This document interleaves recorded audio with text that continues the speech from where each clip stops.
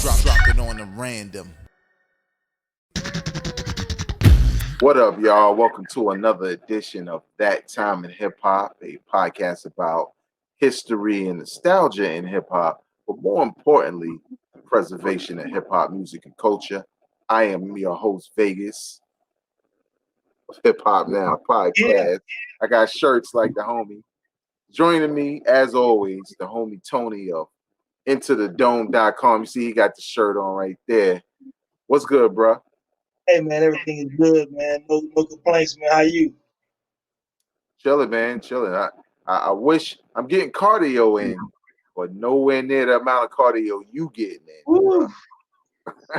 Yo, man, I can't believe I'm in love with cycling, man. Like, this COVID hit real hard, and around June, one of my homies shot me a picture of a bike, man, and we went out and Mm. bought bike, man, and we joined a bike club, and these last couple of months, man, it's been the best I've felt in 10 years, man. Like I told you off air a few minutes ago, I'm working on a 100-mile ride on Saturday, man. So, hey, salute, man. Everything is good. Mm. Salute to that for sure. And if you're watching this and you don't know, and maybe you're into fitness, maybe you're not, but maybe you're into boxing. We also have a boxing podcast called Championship Rounds. It's me, Tony, and Robert, who is an analyst and a writer of boxing, damn near historian. Every time we hop on a Absolutely. podcast with him. But you should check that out. That's definitely, maybe we leave a link in the description if you want to check that out. But it's available wherever you listen to podcasts. So all you gotta do is look for Championship Rounds podcast. If you like this podcast, as soon as you hit play, you'll know it's us versus the hundreds of Championship Rounds podcasts I stumbled across. But I always got Mike Tyson, throwing some bowls at Trevor Burbick on the cover of that joint. So check that out. But if you're listening or watching this very podcast, That Time in Hip Hop, for the very first time, please understand this podcast obviously is about hip hop music and culture. We covered, I think this is like our 60th episode. We've covered everything. We've covered a lot of topics that have popped up, you know what I'm saying, based off of stuff like Jay Electronica finally releasing a 2012 album. Well, me and Tone talked about it when it was just a myth, you know what I'm Mhm. saying, and what the outcome would be. So it's good to go back and watch what we thought at that time. Also, how we felt, how most people feel now that they actually have it in 2020. So many episodes from Raekwon to Jermaine Dupri to Master P to, Straight Outta Compton, the movie, hip hop soundtracks. We covered so many, we forget sometimes. You know Mm. what I'm saying? But obviously, if you like what you see here, subscribe, hit that like button, leave a comment. We read the comments, but most importantly, share it with people you know enjoy this kind of content. Now, this ain't a part of the show, but I think because we got cassettes in the background, Tone, if you would just grab one just for some nostalgia, let us Mm. see what you got in the background back there. I guess I could reach and grab something. Yeah, man. A nice left on joint, man. The Beat Nuts joint, Stone Crazy. Mm. And look, man, this is one of my favorite Beat Nuts album, man. It has some heat on here, man, and yeah, this is from the '90s, bro. Yeah, what's 90, that? 98? Something like that? 1997, man, and Off the Books is 97. on here. A lot of people remember Off the Books, Mm. one of the Beat Nuts signature songs, man. Yeah, man, just a lot of good joints on here, man. I like Stone Crazy, Super Supreme. Do You Mm. Believe was a very dope song. So Oh yeah, yeah, man. I forgot Yeah, about that. yeah. So yeah, y'all. If you like the Beat Nuts, man, and go on YouTube, man, and put in Stone Crazy and check out the Beat Nuts, man. What about you, Dave? Bring us one of them from your joint. This kind of caught my eye. Showbiz Oh, and AG, wow, Runaway Slave album. that's a dope album. Really. Yeah, this is from the year 1992. I bought a lot of 92. Yeah, cassettes in 92. 92. Yeah. Had a couple of joints on here. Fat Pockets was on here. Yeah, Damn, I forgot how classic. dope that was.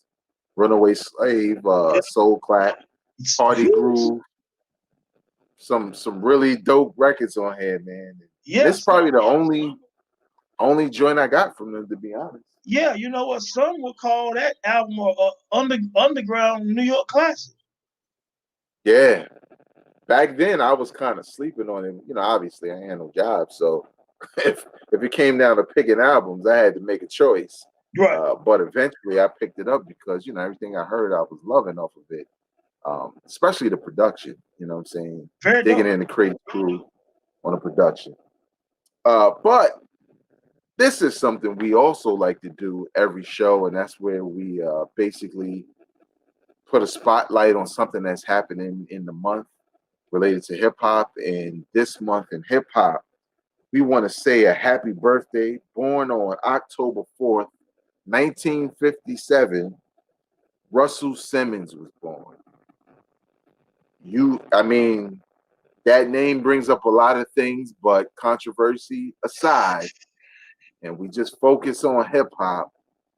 You talking about business, you talking about influence on records, you talking about managing artists like Run DMC, Beastie Boys, LL Cool J, you talk about Def Comedy Jam, you talk about Big Fat Farm, literally taking hip hop from the streets and making it big business. He was one of those dudes. Tone, you hear the name Russell Simmons, as it relates to hip hop, what are some of the things that come to mind for you? Okay, so first things first, just riding your coattail about Russell Simmons. I don't even need to say his resume. You guys can just Google that. It's a long pages worth of stuff. Let's just put it like this. As far as the hip hop culture, you can't name 3 or 4 people more important to the culture overall than Russell Simmons. That's his place. Russell Simmons to hip hop is like, Miles Davis, Duke Ellington, Quincy Jones to music. This is what Russell is to hip hop. So I'm saying these names for perspective. He's Madonna. He's Guns N' Roses. I mean, he's the Beatles. So hip hop is not the same without Russell Simmons. Because if Russell don't meet Rick Rubin and Russell is throwing little parties, Rubin is DJing, doing little stuff in his dorm room, if they don't collab, if that doesn't work and Def Jam doesn't happen, hip hop is totally different. But Def Jam was one of the first signature, if not the first signature strictly hip hop label. If LL Cool J don't pop off, think about hip hop without LL Cool J. If that didn't work, if Def Jam didn't happen, let's say no LL Cool J. Let's say no Public Enemy. No Public Enemy. No, the list is long to Def Jam. You can Google that. None of that happens without Russell Simmons and Rick Rubin. So we ain't even talking about the business part, because when you think about Puffy and Master P and Cash Money and all these people, that started without Russell. Ain't no Sean John, ain't no Rockefeller, ain't no Rockaware. Ain't none of this stuff. So some would call Russell Simmons overall the godfather of hip hop. Our personal life aside, we're talking about his impact and contribution to the culture. He's potentially the godfather of the hip hop culture. That's what this is. Russell Simmons. Nothing else to say. Yeah, I guess for people listening, like Tone said, it's so. We could do a whole episode, 2 episodes on Russell Simmons. You know what I'm saying? We already did hip hop movies and talked a ton about movies like Krush Groove that really took, these hip hop artists and put them in your face. You know what I'm saying? To say, this is Run DMC, this is Curtis Blow. It was a showcase for current hip hop stars, introducing you to LL Cool J. You know what I'm saying? So now, back then, like what people don't understand today, if a new artist come out, we could get all kinds of info on them. You know what I'm saying? We could see their picture, we could see videos, you can see all kinds of stuff. But back in the days, half the time you heard a record on the radio, and if you ain't have cable or something and it wasn't a video, maybe you ain't know what LL looked like until you went to, the movie theater and saw him in a scene, and then you went to a show and things like that. But Russell Simmons, like Tone said, is like the godfather of everything you see hip hop artists do for the most part when it comes to their music and business, and their labels, all of it. So salute him. Happy birthday. You know what I'm saying? Give that man his flowers if you're a hip hop fan, because I mean, again, we look at people like Andre Harrell and his contributions, Chris Lighty, you know what I'm saying? You don't want to wait till they're gone to acknowledge what they've done for the game. And just like Tone said, that tree that they created, they're literally the roots of a lot of things that happened, including Andre Harrell, you know what I'm saying? From Russell Simmons. So just a big shout out to Russell Simmons. But now we're going to get into the main topic at hand. And this is one of those topics, man, where it's not necessarily a one moment in hip hop, but it's a part of hip hop culture that doesn't happen as much now as far as on records. And some guys that kind of get forgotten, but they were very pivotal in the success of the groups and the artists they were a part of. So, Tone, tell the people what we're here to talk about. Hip hop and sport go hand in hand. If you talk to some rappers, they wanted to be basketball players. A lot of basketball players want to be rappers, right? So, and I'm saying that because in sports, all the champions had great teammates. Mm-hmm. In hip hop, a lot of times you can only be as strong as your clique or your crew. You know what I'm saying? Mm-hmm. And a lot of different people had their hands in the success of a clique. You know what I'm saying? So as far as like MCs, we here today talk about their hype men. And the hype man, like Scottie Pippen was Jordan hype man, for example. But Jordan didn't get 6 rings without Scottie Pippen. Yeah. So it's all relative because there are certain guys and certain personalities that came through the culture of hip hop that this guy might not have been a quote unquote MC to a degree, but he was a hip hop figure that might have taken a group either to the next level or provided the spirit or the energy of that group, of that movement, of that particular album, whatever the case may be. So I think a lot of times we overlook the contribution of that next person on stage beside the star. And a lot of people don't understand that person sometimes assists that MC behind closed doors with their energy, with their stage performance, with maybe a hook or two for a song, with other ideals that they assist with creating, you know what I'm saying, a classic material and things of that nature, man. So I'm really happy to talk about some of the guys we're going to talk about today because unfortunately sometimes they get lost in the matrix of the hip hop culture. You know what I'm saying? And, just real quick, the picture we have up right now is a Flavor Flav. So I want to use Flavor Flav as like the poster child to what our hype man is. Because Public Enemy is potentially the most important group in the history of hip hop culture. You know what I'm saying? They're one of the most important groups in history of music. They're highly ranked on every major publication because what they've done. But because Chuck D was so politically charged and such a serious guy, the antithesis was Flavor Flav that gave us a different energy to kind of allow us to receive Chuck D. You know what I'm saying? And there was other guys we'll talk about who things they did help elevate their group or their MC so we can receive them better, and also entertainment purposes, variety, and just a whole different spirit, man. And Flavor Flav, people look at Flav after the Flavor of Love and VH1, and it kind of became a mockery of himself, which he's always been a funny character anyway. It kind of took it over the top, but people forget that Public Enemy touring the world in '88, Flav was a big part of those concerts, that energy, getting the crowd hype and things of that nature, man. So we'll get deep into all that, man. But since I said something about, hype man and Public Enemy as it relates to Flav Flav, what's some of your initial thoughts about what I said so far? Well, I totally agree. I feel like hype men, because they don't come around as much as they did back then, or was as impactful as a Flavor Flav.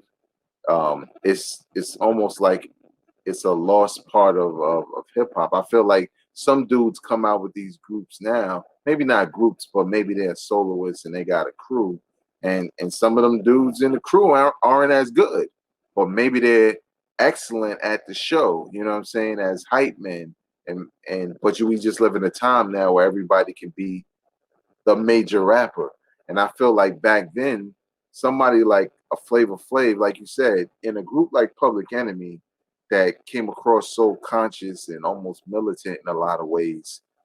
Having somebody like Flavor Flav in the group said that no, the revolution is for all of us. It ain't just, the extra, straightforward, intelligent, strong black power in your face type Chuck D and, I always say the S1Ws.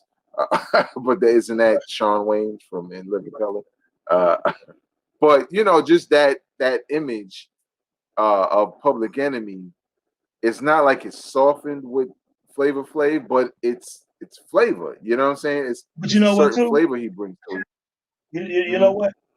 Imagine. So I want people to understand something. Imagine Public Enemy without Flavor Flav. Okay, so they could have turned into the X Clan, Poor Righteous Teachers.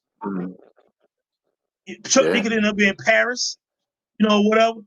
So Flavor Flav allowed the message to be put out there and gave Public Enemy some balance. And so there is no Public Enemy without Flavor Flav, people. There is no Public Enemy without Flavor Flav. And look, even when they did 911 as a joke, that was a powerful message in that song, and that's his song. He had verses here and there, or some lines here and there, so he was more than just somebody on stage. And also, Flavor Flav helped change the culture as well in terms of, you think about the big stopwatch. When he started wearing the big watch, Chuck had, other people had on, but Flav was the face of the person wearing the big watch. And kids all over my school, kids all over the East Coast at least, were wearing big watches, big clocks, because of Flavor Flav. You know what I'm saying? When he was doing 911 as a joke, we all knew the words to 911 as a joke. We all listened to it, we all understood that, this is something different. You know what I'm saying? So his voice is pivotal in the institution of Public Enemy, man. So I just wanted to use him as the, like the embodiment of what a hype man can be, because it's essential in a lot of cases, and it was essential for Public Enemy, man, and also Flavor Flav being a musician, Flavor Flav doing things for Public Enemy behind closed doors that I talked about on Facebook before, that he was more than just somebody grabbing a mic saying, yeah, boy, and all this. You know what I'm saying? His contribution behind closed doors was very pivotal to the success of Public Enemy, man. So that's just one example of the importance of that position, like Scottie Pippen. Yeah, like you said, if you imagine taking Flavor Flav off of "Don't Believe the Hype" or the self-destruction verse. Yeah, self-destruction verse. You know what I'm saying? The ad libs on "Fight the Power." You know what I'm saying? All of it contribute. Can't trust it. You know what I'm saying? Like you said, like people don't understand when they look at Flavor Flav and the whole reality show part of it. Didn't he have exactly. Yeah, people don't understand like how Flavor Flav's style was. A lot of people adopted that style as far as the way they dressed, but even people, they had the Flavor Flav dance. You know what I'm saying? Not everybody did it, but at the same time, it was a popular thing, and it was unique to him. So he was definitely one of like he said, the poster child of what a hype man is. Now, what do you think it is like in general, like Flavor Flav, and we can start naming other hype men in groups or whatever. But what do you think it is about what he brought that? Because obviously we know these hits like "Don't Believe the Hype" and we hear Flavor Flav's voice. But what is it about him where he's not writing a whole verse, but he's ad-libbing, but it's bringing a certain amount of energy and coolness and dopeness to a record? What do you think it is about hype men that does that for people? Man, it's essential. It's vital. And as far as Flav, excuse me, I just think energy is real, man. I'm a science guy. Energy is real. Flavor Flav at one point just provided the perfect energy to what Chuck was doing. And so I'll spin that into like Freaky Tah, for example, for the Lost Boys. Like, there is no Lost Boys without Freaky Tah. Like, you look at their video, he just lifestyle, a little rich and shameless. It's just his voice, his flow, his vibe. He's doing this thing, and you're like, damn, I feel Tah. I feel him. So every video he was on, Let's Cool, the Beam was in the Benz, Cheeks was rhyming, but Freaky was with him, and they was kind of ad-libbing with each other, and the crowd is like this. They doing that called Freaky Tah. Yeah. He controlled the entire energy of the video shoot by just using his powerful and unique voice, his look, his energy. He was almost like Method Man for Wu when they first came out. You know what I'm saying? Like, he was just he was just right for them. You know what I'm saying? It was just the feeling of Freaky Tah, man. Like, he elevated all of the Lost Boys hits. Like, his voice in the background, his ad-libs, and when the Lost Boys was performing, they can't perform the same without Freaky Tah. Yeah. You know what I'm saying? Yeah. To the point where when they signed their label deal, only Cheeks and Tah had contracts. The other guys didn't have contracts. Pretty Lou and all of them, they didn't have contracts. Only Cheeks and Tah. Tah didn't have many full verses of anything. But just like Q-Tip said on the Beast Round was like documentary, when he said DeRoby was the spirit of the tribe, Freaky Tah was the spirit of the Lost Boys. When Freaky Tah passed away, there was no more Lost Boys. Mr. Cheeks solo, lights, camera, action, etc. He went with it solo for real. There was no more Lost Boys without Freaky Tah. He was the hype man, but he was the spirit of the group. Yeah. That's how important the right hype man is. Like we talked about Flavor Flav just now. There is no PE without Flav. There is no Lost Boys without not Mr. Cheeks, without Freaky Tah. Freaky Tah. Yeah, it's like his personality is so large, but it doesn't overwhelm the group. It enhances it. It was just right. What I'm saying? Yeah. It was perfect for the flow. Yeah, because I saw them perform live like back in college. And I just remember like they didn't even start yet, but Freaky Tah, like Mr. Cheeks didn't even rhyme yet. Freaky Tah just captivated the crowd. Yeah. You know what I'm saying? Because he was hype. You know what I'm saying? So that made the crowd hype. Pivotal for and it made it easier for Mr. Cheeks to come in there and, rhyme. So I totally agree. Now, what do you think about, like, he's probably not considered a hype man, but he kind of falls into that category based off of what he did in the group. Somebody like Professor X, the overseer from X Clan, who wasn't necessarily a hype man, but is it really an X Clan record if you don't have the No, and no. It's vainglorious. You know? Yeah, you ain't got the vainglorious. Is it an X Clan record?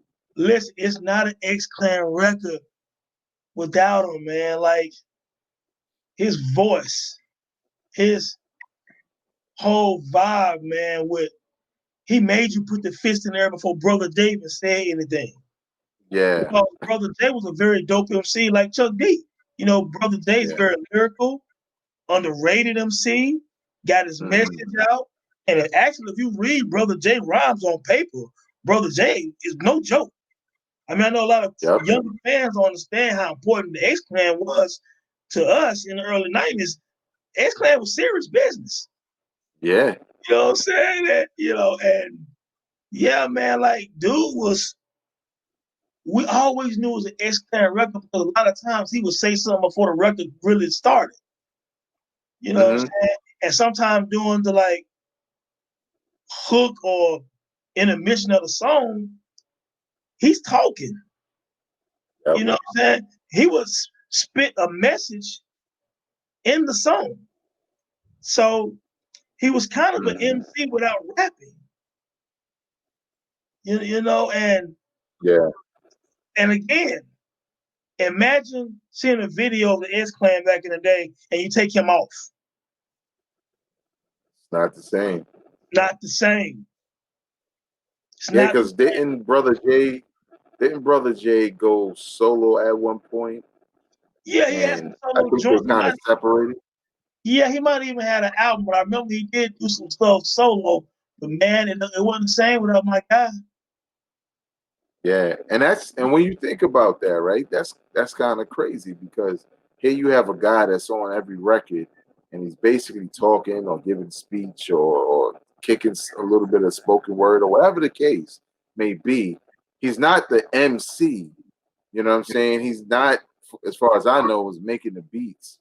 And you take him off the record and you still got this potent MC, but it's still not the same vibe. Yeah, you know what? Which is strange, but shows his impact. Yeah, I've seen a lot of hip hop acts. I can't even tell you how many. I've never seen. I didn't get a chance to see the X-Clan. I'm sorry to say, but at some point in the '90s, if I was going to an X-Clan concert and I got there, and let's say they opened up some big acts or whatever, and Professor X not on stage with Brother J, I'm upset. Oh, Professor X in. You know what I'm saying? I want him to get on the mic and talk. I want to hear him talk. And if he's not there, I mean, I like Brother J, but, you know, like Rascal, Olin Arn Anderson. I need Olin and Arn Anderson. Yeah, exactly. I need Rich Flair and Tully Blanchard. You know what I'm saying? Yeah. So I mean, yeah, it's right, man. He didn't rap at all, but you know what? Ain't no X-Clan without him. I don't want to see them live without him.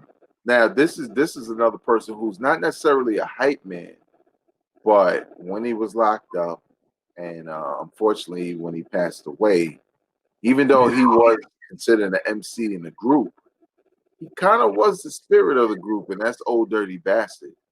If there was a show that was the Wu and Old Dirty wasn't there, of course you're still happy everybody else is still there. But when Old Dirty would show up, like when he left the rehab, remember that happened? He left the rehab and he came and showed up and did a show. It was just like, now it's the Wu. You know what I'm saying? Do you think Old Dirty kind of had that same effect on Wu-Tang? Absolutely. ODB is the Bobby Brown factor. You know what I'm saying? Like, I saw New Edition, Bobby Brown was there, and I was happy. So, like, man, I've been mad if Bobby didn't show up because, you know, I want Bobby Brown to be there. You know what I'm saying? So, you know, unfortunately, we brought Wu-Tang to UNCG back in the 90s when I was in college. You know what I'm saying? We was able to get Wu-Tang to come to UNCG and perform. But you know what? Dirt didn't come. You know what I'm saying? So when we found out, I came front. I was like, damn, man, ODB ain't going to be here. Yeah. You know what I'm saying? Like, I wanted ODB to be here. You know what I'm saying? So I was upset with that, man. Of course, Method Man and all them guys came. I wanted Dirt Dog to come. You know what I'm saying? So because he also, and it's funny you said that because I think about ODB. By the time Wu-Tang Forever came out in '97, you know, ODB was kind of the hype man. Like on Forever, rap a lot on Forever. He was kind of like did ad-libs here and there throughout the album. Even on Triumph, he didn't have a verse on Triumph. Yep, exactly. You know what I'm saying? So he was kind of by that time because of all the personal stuff going in his life, he was never able to really be in the studio a lot like they wanted him to. He couldn't really complete a lot of stuff that they really wanted him to do by that point in his life. But he definitely has energy, you know what I'm saying, on Forever and some of the other projects where he was kind of the hype man, you know what I'm saying? And ODB, he just kind of got that energy where you rock with him. You know what I'm saying? Like he bring a certain element to Wu-Tang where Wu-Tang definitely wasn't the same without ODB when he passed away. Yeah. It was something obviously missing. Yeah, I kind of felt that way too, like with the Iron Flag album, even though I liked it. That was when ODB was kind of like, you know, in and out of the picture, probably more out than in. I believe on there, he's probably featured maybe once. Yeah, little to none. Yeah, little to none. He's almost not even on there. And you kind of felt that. You felt like something was missing. This isn't, because I guess what people got to think about is when you first heard the Wu album, you heard Shame on it. That's like the first song for the most part that really like ushers in the album, you know what I'm saying? And it's Old Dirty is like the energy behind it. Yeah. So I totally agree. Now this is a cat who didn't necessarily enhance this artist's records because he already had plenty of hits before he actually was on a record with him. But man, at the show, I just didn't know, and that Spliff Star with Busta Rhymes. When I went to a homecoming party back when "Put Your Hands Where My Eyes Can See" came out, I wasn't ready, like, cause you know it's Busta, so you there, you like, yo, I can't wait to see Busta, blah blah blah. Yeah. But I couldn't help but to pay attention to Spliff Star because he was so good as Busta's hype man in particular. He was like, you know how sometimes you go to a show and the artist is letting the hype man say some of the words and you kind of feel like, man, shut the fuck up, I want to hear. Nah, I say that shit. Nah, man, like Spliff Star was right there. He enhanced Busta's show.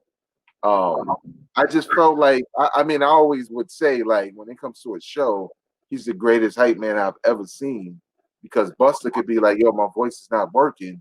And Spliff could really do that shit. Like, I mean, it was amazing. Have you ever had, you know, seen Spliff Star or Busta? Yeah, Spliff Star. I saw back in the day. You know, I saw Gangstar. The show had Cypress Hill, Public Enemy, Gangstar, Flip Mode, and I want to say John Forte and Wyclef. You know, and it was a dope show here in Raleigh, North Carolina, man. And to your point, Spliff Star is more than just a dude on stage yelling. You know, Spliff Star's on stage emceeing. Yeah. You know, and him and Busta was neck and neck with the energy, the rhyming, and everything. They so in sync. Like, it's like they practice together every day. You know what I'm saying? Like, exactly. Busta got tired and missed the word. Spliff said it. It was just, you know what I'm saying? And Spliff Star is probably, like you said, the dopest on stage partner / hype man / whatever you want him to be. But he got the energy, he got the vibe, he grooving on stage and rapping his ass off with Busta Rhymes. You know what I'm saying? And it's cause also you want some Flip Mode stuff. Spliff Star actually can rap. A lot of people don't know that because he don't rap a whole lot. Yeah. But the times he raps, Spliff Star can actually rap. You know what I'm saying? But he also knows every word of all Busta lyrics. You know, and like you said, it's a perfect sync like Run DMC on stage, like Eric and Parrish on stage, like Tip and Fife on stage, like, you know, Outkast, whoever, Styles and Kiss. It's like that. You know what I'm saying? Like, Split is dope, bro. And I know people don't understand his importance to Busta Rhymes institution because if you only listen to Busta Rhymes records or the radio and you don't see them live, if you've ever seen Busta live with Spliff over the years, you'll understand they really a group. Yeah, exactly. I remember a couple of years ago going to a festival, Busta was going to be there, and I was actually disappointed that Spliff Star wasn't there with him because the guy that was there with him wasn't a great hype man. You know, he wasn't a great hype man for Busta, especially when you've seen Busta with Spliff Star. You know what I'm saying? Already, you can't see Busta nobody else. Yeah, he was literally just a dude who, in some cases felt like he didn't know the lyrics. So it was kind of a letdown. But it shows you the power of having a dude like that in the crew. Now, let me ask you this, and I kind of alluded to it a little bit, but we don't necessarily get that nowadays with any artist for the most part. You know what I'm saying? Like, if they have anyone that's entourage or part of the crew that's known on record, they either a rapper or a producer. It's never somebody who's really there because they add a certain element to this artist.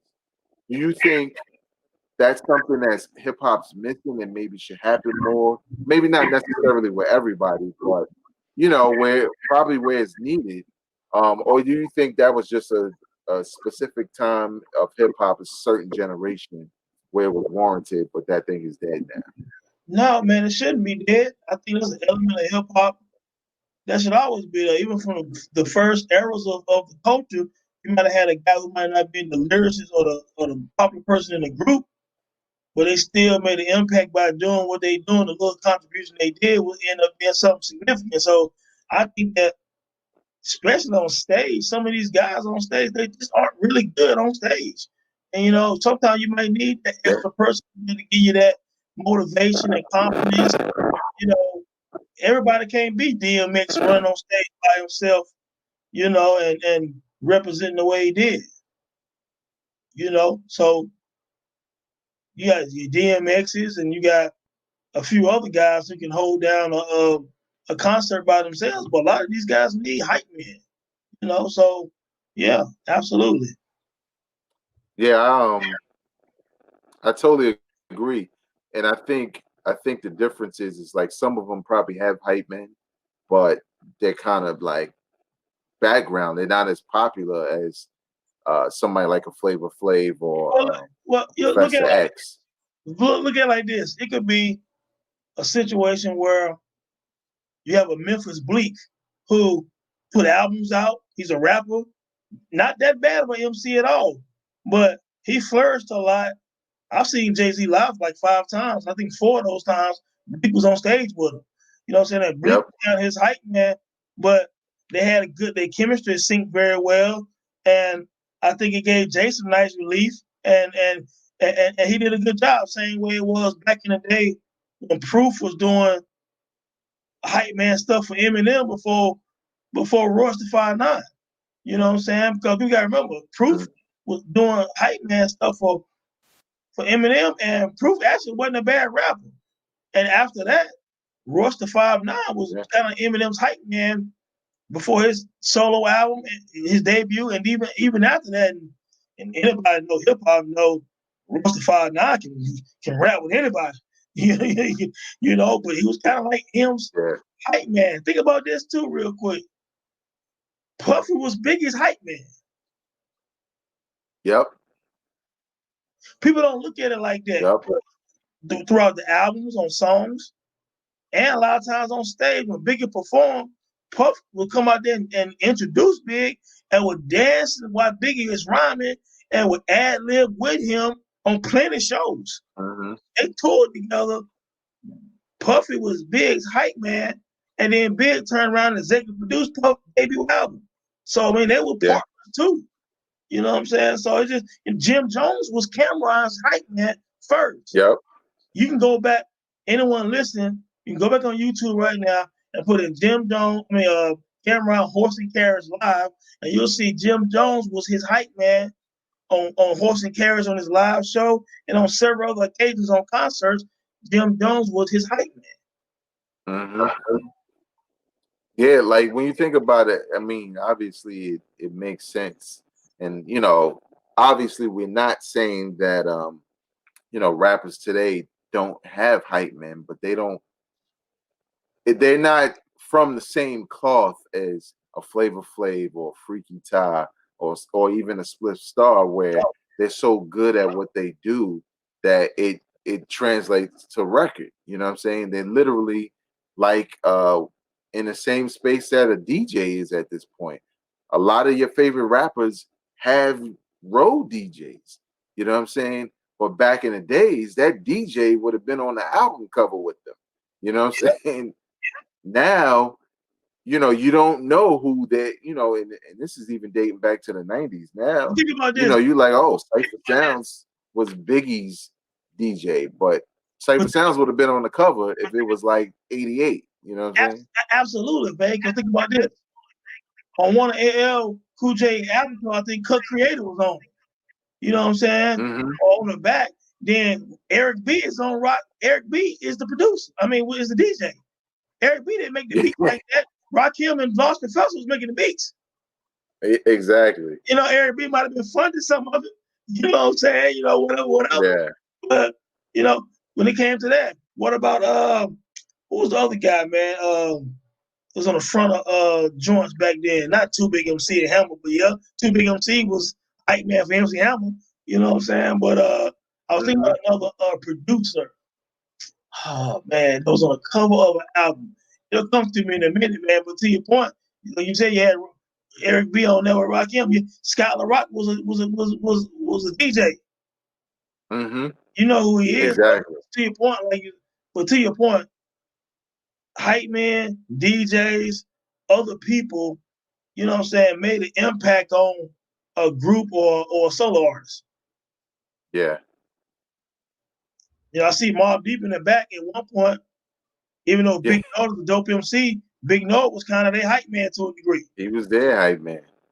Yeah, and I think the dope part about that is like you go to the show, you see Big Noise, you go buy the album, you hear Big Noise on there, and I think that's what we're trying to tell y'all basically is the hype man was more than just a guy at the show to assist in the record so the performer didn't get, you know, tired or exhausted or just as an MC. It was literally a part of whoever that solo artist was or a part of the group, just like the DJ, the producer. It was a unit. And in these cases that we named, you know, these hype men were so dope that if you take them off some of those records, it's just not the same Public Enemy. It's not the same X Clan. You know what I'm saying? In a lot of ways, we don't know. Busta could have been recording some of our favorite hits in one way. And somebody like Spliff Star is like, yo, what if you say it like this? You know what I'm saying? What if you lay that line like this? Obviously, I don't know. But when you watch them perform together, like Tone said, you don't get that from giving Spliff Star a tape and saying, yo, just memorize all these records and then you come on tour with me. You could tell he was a part of that recording and creative process from the beginning, like he wrote it. You know what I'm saying? So, salute to all the hype men in history, from Flavor Flav to Spliff Star, Freaky Ty, even the cats, you know, who wound up being rappers like Big Noid and all of that, who played the hype, Jim Jones, who played the hype man role, you know, just to get their way into the game and into the door. By supporting their homie. Salute to them. Also salute to Jarobi from Tribe Called Quest. Jarobi, yeah, definitely. Because that's another thing. A lot of people always heard Jarobi for the most part being name dropped. But if you went to a couple of Tribe shows, especially back in the days, Jarobi was up there. Yeah. You know what I'm saying? Jarobi was hyping the crowd, hyping the show, dancing, doing whatever he had to do to support his brothers on stage. So definitely dope. What do y'all think though? Leave your comments in the comment section below. Hype man in hip hop, did you miss them? Are they needed today? What does a hype man on a record with an artist full time sound like today? Should it be anything like what Freaky Ty and Flavor Flav brought to the game? Leave your comments in the comment section below. But now we like to do a segment where we recommend something you should go back and listen to. And my recommendation is out of the year 2000 from the late, great Big L. It's called The Big Picture. It was an album that was released full of a couple of verses, couple of songs he had been working on. But this was after he was unfortunately murdered. And I remember when it came out, it had a couple freestyles on it. Definitely guest appearances, because when you got the posthumous album, there's always a ton of guest appearances. He even had a song with Tupac on this album called Deadly Combination, and the song is Flames. Like it's a really dope record. Stan Spit, if y'all remember him, he was on here. AG, like we said, with the mixtapes. Fat Joe, Coogee Rap was on here. Big Daddy Kane, Platinum Plus, that was a real dope record. was very Not X, Guru, OC was on here. 16 tracks. Probably the lead single, I believe, was Ebonics. Yeah. If you remember that joint where, Ebonics was like the word of the moment at that point, and Big L said, yo, I'm gonna make a whole song breaking down what the different Ebonics mean, breaking them down in English. And just such a dope, because usually when a artist dies and there's an album that comes out that they didn't complete, doesn't really have their overall vision, it's usually not that good. Like Puns, yeah. Yeah, exactly. It's usually not that good.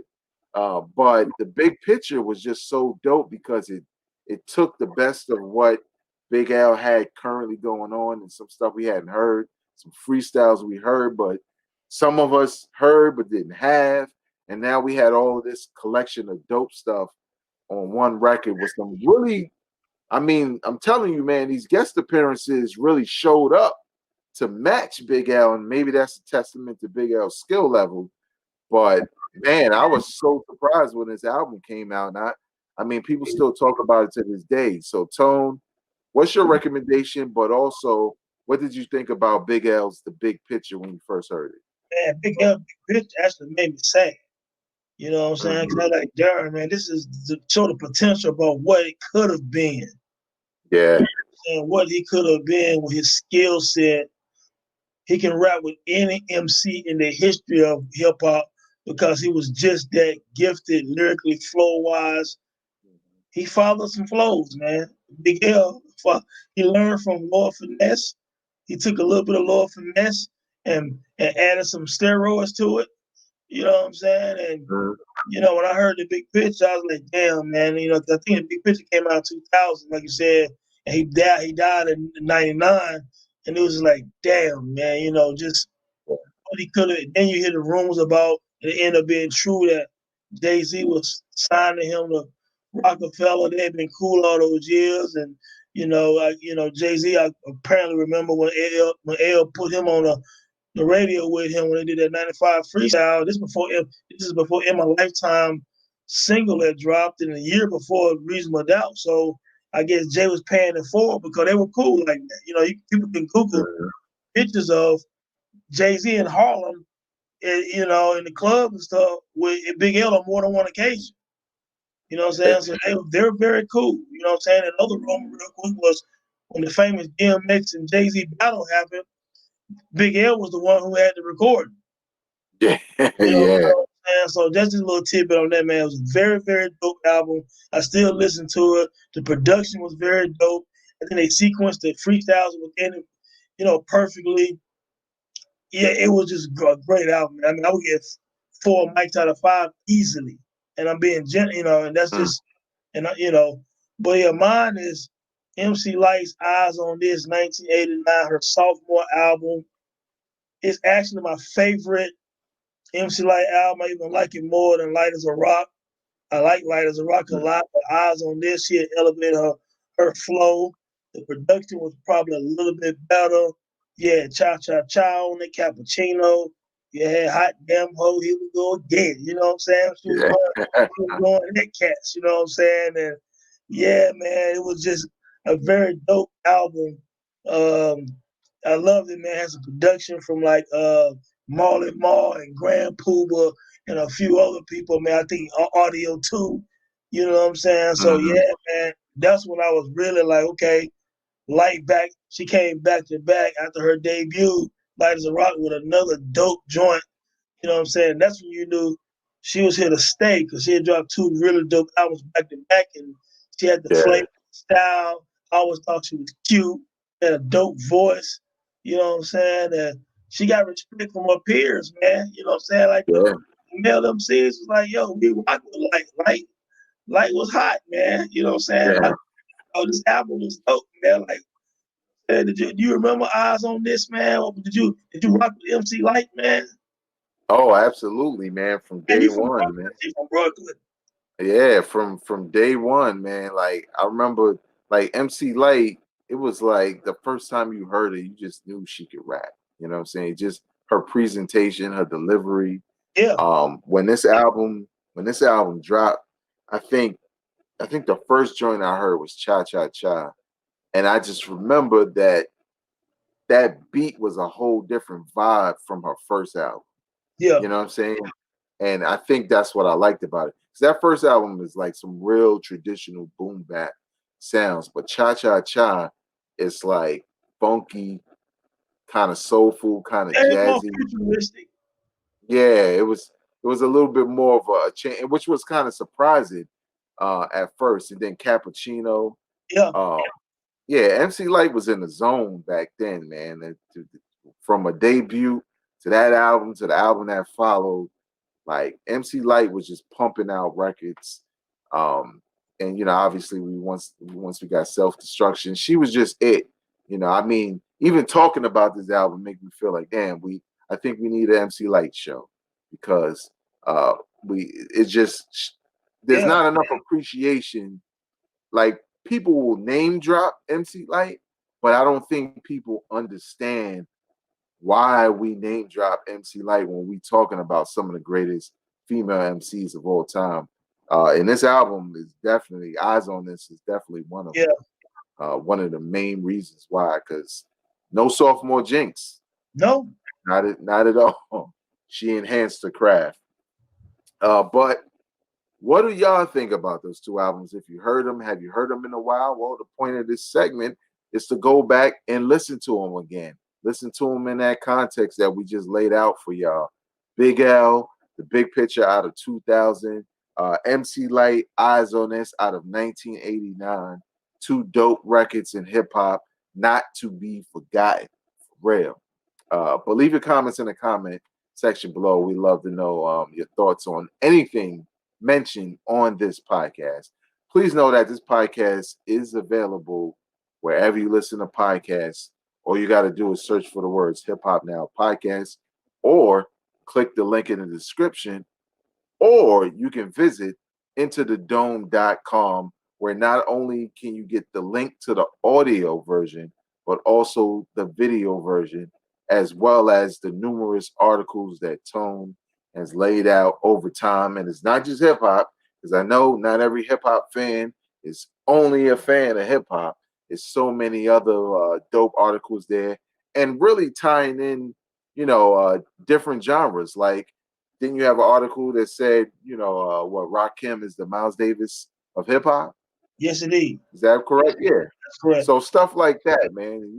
If you don't know, like, well, who the hell is Miles Davis? Well, Tone lays down a foundation to let you know who is Miles Davis in jazz, and shows you how Rakim is that same thing to hip hop. If that makes you curious, visit intothedome.com and check it out.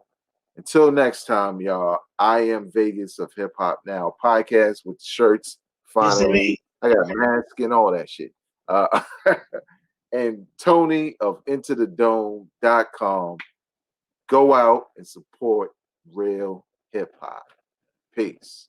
Peace. Drop it on the random.